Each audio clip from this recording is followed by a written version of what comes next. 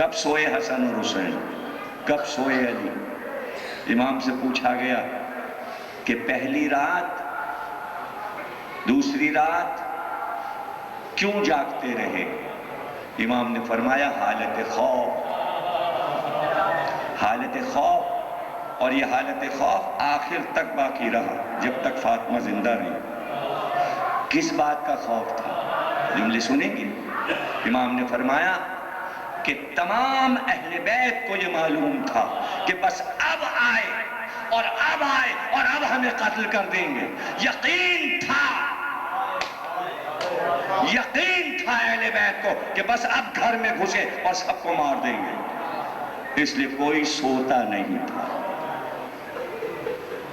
وہ کیا دیکھ رہے ہو؟ امام صادق فرما رہے ہیں، یعنی یہ طے ہو چکا تھا کہ جیسے ہی رسول کی آنکھیں بند ہوں گی، یہ طے شدہ دستخط شدہ کاغذ تیار تھا کہ فاطمہ کو، علی کو، حسن اور حسین کو تہ تیغ کر دینا اور گھر کو گرا کے حل چلا دینا۔ یہ طے ہو چکا تھا۔